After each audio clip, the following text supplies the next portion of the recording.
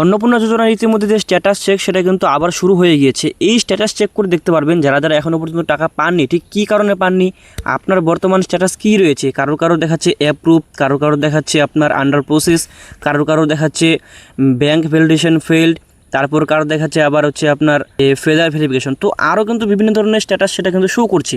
তো এই স্ট্যাটাসগুলো কী কী মানে রয়েছে, কোন স্ট্যাটাস থাকলে আপনি টাকা পাবেন, কোনটা থাকলে আপনি পাবেন না, এবং কোন স্ট্যাটাস থাকলে আপনাকে যে অভিযোগ করতে হবে এবং কোন স্ট্যাটাস থাকলে আপনাকে অভিযোগ করতে হবে না, এই সমস্ত বিষয় নিয়ে আলোচনা করব। তাই ভিডিওটি খুবই গুরুত্বপূর্ণ হবে।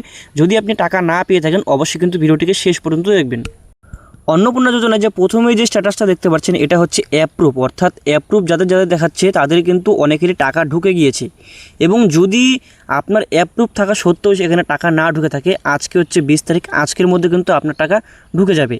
ঠিক আছে, এটা নিয়ে কিন্তু আপনাকে চিন্তা করতে হবে না এবং আপনাকে কিন্তু এখানে কোনো অভিযোগ করতে হবে না। যদি টাকা না আসে আপনাকে একদম নিশ্চিন্ত থাকুন, আপনার টাকা কিন্তু ঢুকে যাবে আজকে অথবা কালকের মধ্যে। তারপরে স্ট্যাটাসটি হচ্ছে যে আন্ডার প্রসেস, অর্থাৎ আপনাদের যাদের যাদের এই আন্ডার প্রসেস দেখাচ্ছে এটার মানেটা কি দেখুন। এর মানে হচ্ছে যে আপনি আবেদন করেছেন, আপনার যে আবেদনটি সেটা কিন্তু আপনার বাড়িতে যে আশাকর্মী অথবা আইসিডিএস কর্মীরা কিন্তু গিয়েছিল, সেখান থেকে কিন্তু ওনারা যে ভেরিফিকেশন করার জন্য আপনাকে জিজ্ঞাসা করছিল হয়তো কিছু, যে আপনার বাড়িতে গাড়ি আছে কিনা, রুম আছে কিনা 3টার বেশি, এই সমস্ত কিছু যাচাই করে এসেছে। তার জন্যই কিন্তু সেখানে আবার ভেরিফিকেশন চলছে, অর্থাৎ যাচাই প্রক্রিয়া এখনও চলছে।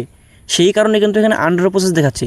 এর পরবর্তীতে কিন্তু যখন যাচাই প্রক্রিয়া এখানে শেষ হয়ে যাবে সেটা কিন্তু আবার যে অফিসে যাবে সেখান থেকে কিন্তু আপনাকে অ্যাপ্রুভ করা হবে। ঠিক আছে, অ্যাপ্রুভ করার পরেই কিন্তু এখানে আপনি টাকা পাবেন, এর আগে কিন্তু এখানে টাকা পাচ্ছেন না।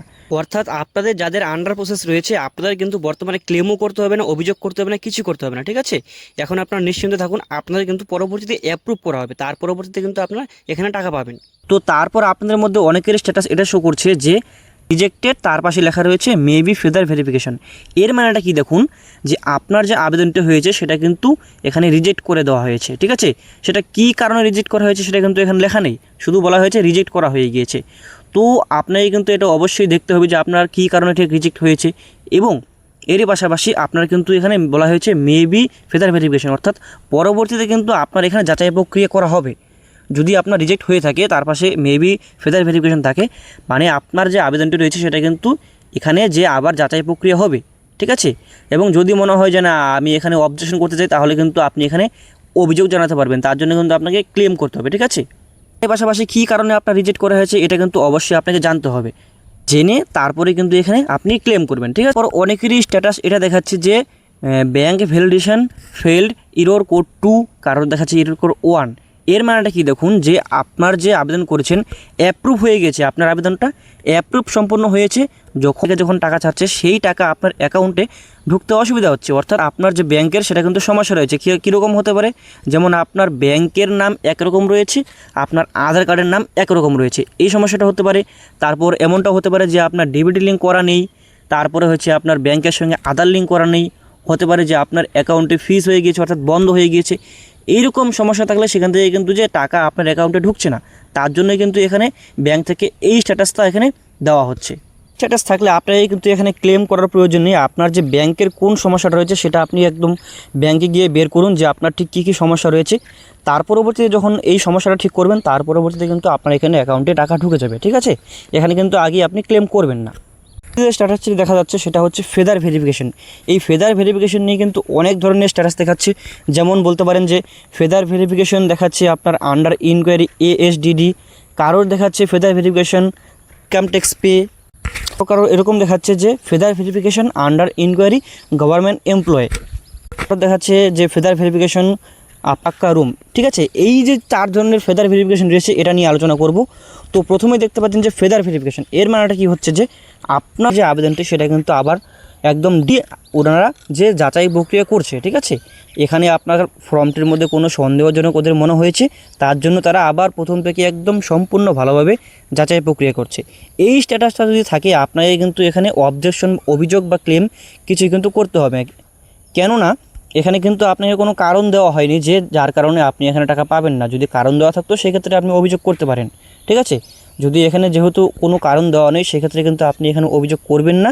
আপনি কিছুদিন নিশ্চিন্ত বসে থাকুন, তার পরবর্তীতে কিন্তু আপনার এখান থেকে ফর্মটি ভেরিফাইও হতে পারে, অথবা যদি কোনো কারণবশত রিজেক্ট করা হয় তার পরবর্তীতে কিন্তু আপনি এখানে যে অভিযোগ বা ক্লেম বা অবজেকশন কিন্তু করতে পারবেন। ঠিক আছে, তো তার পরবর্তীতে অনেকের স্ট্যাটাস দেখাচ্ছে যে further verification under enquiry government employ. এর মানেটা কি দেখুন, যখন চলাকালীন আপনার বাড়িতে আশাকর্মী অথবা আইসিডিএস কর্মীরা গিয়েছিল, তখন ওনারা হয়তো এটা দেখেছেন যে আপনার বাড়িতে কেউ সরকারি চাকরি করে। ঠিক আছে, সেক্ষেত্রে কিন্তু এখানে আপনার যে আবেদনের যে স্ট্যাটাস সেটা কিন্তু এখানে বর্তমানে গভর্নমেন্ট এমপ্লয় দেখাচ্ছে, সেই কারণে কিন্তু এখানে আপনি এখন বর্তমান টাকা পাবেন না। তো যদি আপনার মনে হয় এখানে যে না আমার বাড়িতে তো কেউ সরকারি চাকরি করে না, সেই ক্ষেত্রে কিন্তু আপনি এখানে অভিযোগ জানাতে পারেন, সেটা কিন্তু আপনি ক্লেম করতে অবশ্যই পারবেন। ঠিক আছে, তার পরবর্তীতে কারো দেখাচ্ছে যে ফেদার ভেরিফিকেশন ASDD। এর মানেটা কি দেখুন, যখন ওনারা আমি বললাম একটু আগে যে আশাকর্মী অথবা আইসিডিএস যখন ভেরিফিকেশন করতে গিয়েছিল আপনাদের বাড়িতে, তখন হয়তো এরকম দেখিয়েছে যে কোনো ব্যক্তি বা আপনি যে আবেদন করেছেন অথবা যে আবেদন করেছেন তার নামটি SIR এর লিস্টে বাদ পড়েছিল। অর্থাৎ এ মানে হচ্ছে অ্যাবসেন্ট, তারপরে এস মানে হচ্ছে শিফটেড, তারপরে ডি মানে ডেথ, এবং আরেকটা ডি হচ্ছে মানে ডিলেটেড। এইরকমটা যদি হয়ে থাকে সেখান থেকে তার নামটি বাদ পড়ে থাকে, অথবা সে মৃত হয়ে থাকে, অথবা যদি শিফটেড হয়ে থাকে, ঠিক আছে, সেক্ষেত্রে কিন্তু তার এখানে যে টাকাটা ঢুকছে না। আর যদি মনে হয় যে না আমার এখানে তো কোনো সমস্যা নেই, আমার সব কিছু ঠিক আছে, ভোটার লিস্টে নাম আছে, বাদ যায়নি, সেক্ষেত্রে কিন্তু আপনি এখানে যে অবজেকশন বা ক্লেম বা অভিযোগ কিন্তু এখানে জানাতে পারবেন। ঠিক আছে, যদি এখানে আপনার এরকমটা থাকে, সেক্ষেত্রে যদি আপনার এরকম সমস্যা হয়ে থাকে সেক্ষেত্রে কিন্তু আপনি এখানে অভিযোগ করে লাভ নেই। ঠিক আছে, এবং যদি মনে হয় যে না আমার এখানে কোনো সমস্যা নেই, তাহলে কিন্তু আপনি অভিযোগ জানাতে পারেন।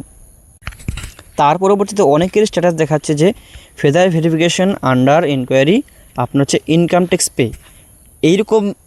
এইরকম যদি স্ট্যাটাস থাকে সেক্ষেত্রে দেখুন, তার মানেটা হচ্ছে যে আপনার বাড়িতে যে ইনকাম ট্যাক্স পে করে যে আবেদন করেছেন অন্নপূর্ণা যোজনায়, সে কিন্তু ইনকাম ট্যাক্স পে করে, সেক্ষেত্রে কিন্তু এখানে দেখাচ্ছে ইনকাম ট্যাক্স দেখাচ্ছে। ঠিক আছে, তো দেখুন এখানে ইনকাম ট্যাক্স একমাত্র তারাই পে করেন যাদের ইনকাম মাসিক 1 লক্ষ টাকা। ঠিক আছে, যে আবেদন করেছে তারপর যে মাসিক ইনকাম সেটা 1 লক্ষ টাকা, অর্থাৎ বছরে 12 লক্ষ, তারাই কিন্তু যে ইনকাম ট্যাক্স পে করে।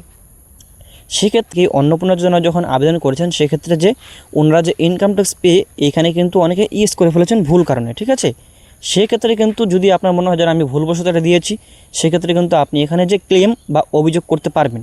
ঠিক আছে, ইনকাম ট্যাক্স পে করে তারা যদি এখানে আবেদন করে থাকেন সেক্ষেত্রে কিন্তু ওনারা টাকা পাবেন না। আর যদি আপনার মনে হয় যে আমি ভুল কারণবশত এখানে ইয়েস করে ফেলেছি, সেক্ষেত্রে কি আমি এখানে টাকা পাবো না? টাকা আপনি অবশ্যই পাবেন, কিন্তু আপনাকে কিন্তু অবজেকশন বা ক্লেম করতে হবে। ঠিক আছে, ক্লেম করলে তারপরে কিন্তু ওনারা বুঝতে পারবেন যে না হ্যাঁ আপনি ভুলবশত করেছেন, তার পরবর্তীতে আপনার এখান থেকে ভেরিফাই বা অ্যাপ্রুভ করা হবে, তারপরে কিন্তু আপনি এখানে টাকাটা পাচ্ছেন, এর আগে কিন্তু এখানে পাচ্ছেন না। স্ট্যাটাস এটা দেখাচ্ছে যে ভেরিফিকেশন আন্ডার ইনকোয়ারি আপনার হচ্ছে যে ইন 3 পাক্কা রুমস।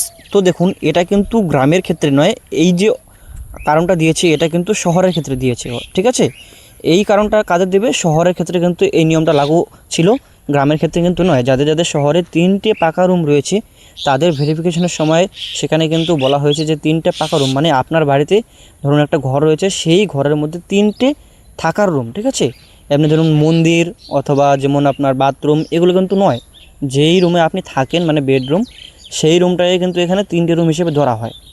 ঠিক আছে, তো যদি সেক্ষেত্রে আপনার এখানে এরকমটা থাকে, সেই ক্ষেত্রে কিন্তু আপনার এখানে যদি মনে হয় যে না আমার তো 3টে পাকা রুম নেই, তার ক্ষেত্রেও আমার এখানে 3টে পাকা রুম অপশন দিয়ে দিয়েছে, আপনি কিন্তু এখানে অবশ্যই ক্লেম করতে পারেন। ঠিক আছে, ক্লেম করলে তার পরবর্তীতে কিন্তু টাকা পাবেন।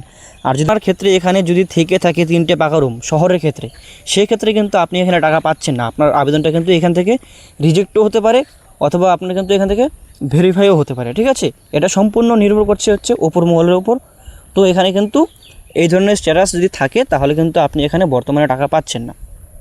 আপনারা এই যে কয়েকজনের স্ট্যাটাসের কী কী মানে রয়েছে আশা করছি আপনারা অবশ্যই বুঝতে পারছেন। যদি আপনাদের কোনো জায়গায় বুঝতে অসুবিধা হয় আমাকে কমেন্টে জানাতে ভুলবেন না, আমি কিন্তু অবশ্যই আপনাদের কমেন্টের উত্তর দেওয়ার চেষ্টা করব। ঠিক আছে, স্ট্যাটাস রিজেক্ট তারপর হচ্ছে ফেদার ভেরিফিকেশন নিয়ে আরও কোনো সমস্যা হয় আপনাকে কিন্তু অবশ্যই ক্লেম করা দরকার। ঠিক আছে, যদি আপনার মনে হয় যে না আমার ক্লেম করা দরকার, সেক্ষেত্রে আমাকে কমেন্ট করবেন, আমি কিন্তু ক্লেম নিয়ে আরেকটা ভিডিও নিয়ে আসবো, এবং সেই ভিডিওটি কিন্তু আপনারা দেখতে পারবেন, দেখে কিন্তু আপনারা এখানে ক্লেমটা করতে পারবেন। ঠিক আছে, ভালো লাগে অবশ্যই কিন্তু আমাদের চ্যানেলটিকে সাবস্ক্রাইব করতে ভুলবেন না, কেননা আমরা কিন্তু প্রত্যেকদিন এরকম সরকারি প্রকল্পের ভিডিও নিয়ে আসি।